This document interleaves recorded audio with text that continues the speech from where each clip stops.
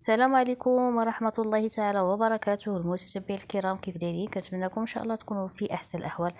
مرحبا بكم معي في قناتكم اخبار توجا وفيديو جديد. انا لله وانا اليه راجعون. غادرتنا الى دار البقاء ليلة امس اليوتيوبر نادية بلافيطا. هذا الخبر اللي نزل كالصاعقة على المتتبعين ديالها سواء من المغرب او خارجها، وخصوصا من الجزائر، حيث كانوا عندها متتبعات بزاف من الجزائر. وكذلك هذا الخبر خلف صدمة عند صانعات المحتوى اللي كانوا يعني هما كيقدموا فيديوهات في اليوتيوب، ومنهم نزيهة شانيل اللي عبرت على الحزن ديالها بعد ما تلقات هذا الخبر، وقالت بان نادية كانت من المكافحات في اليوتيوب، من اول السيدات اللي بداو في هذا المجال ديال اليوتيوب، وكانت رغم المرض ديالها وقساوه المرض كتكابر وكتكافح عفوا باش انها يعني تخدم على بنيتها حتى لاخر لحظه في حياتها.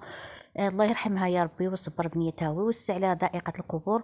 وغادي نخليكم مع مزيد من التفاصيل على لسان نزيهة شانيل، وما تنساوش ترحموا على الاخت ديالنا نادية بلافيطا، الله يرحمها يا ربي. انا لله وانا اليه راجعون. نخليكم مع مزيد من التفاصيل.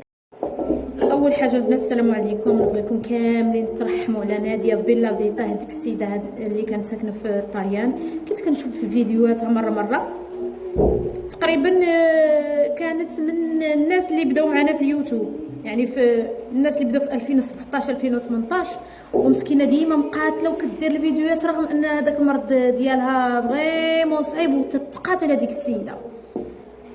راك شفتوا الا دخلتوا القناه ديالها اخر فيديو ليها مسكينه راه فريمون مدمره، ومع ذلك نايضه كتصور فيديو، نايضه كتخدم على بناتها.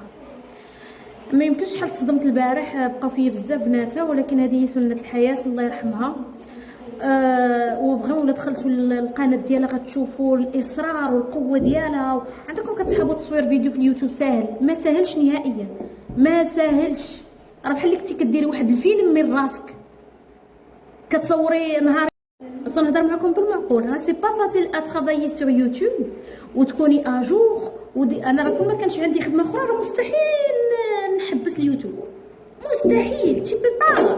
خاصك ديري الفيديو ان جور وي ان جور نو، سير ما تخلصيش. عندك يسحب لكم من الفيديوهات دابا اللي باقين في اليوتيوب تربح عليهم لا والو، راه والو تربح عليهم حتى شي حاجه، لانني ما بقيتش اجور في اليوتيوب، جو في اوت شوز. مي اوغوزمون الحمد لله، لان اليوتيوب فيه تماره فيه تماره. واخا الناس كيديروا غير فيديو كيهضروا فيه، راه فيه تماره، لانه فيه المونتاج. دخلي حطي الاشهار، شوفي يتشاف لك هذاك الفيديو اللي ما يتشافليكش، بعد المرات كيكون العذاب لا والو. داكوغ. وهاد السيده هذه كانت من المثابرات، كانت من النساء القويات. تصوروا اخبط مرض فيها وكتنوض تقاتل مسكينه، وكتحط فيديو 10 دقائق 16 دقيقه كتقاتل لاخر نفس. هذيك السيده بقات تتقاتل، الله يرحمها والله يوسع عليها. وبغي ما عرفتش شحال بكيت البارح، عرفتي ما نكذبش عليكم، تاثرت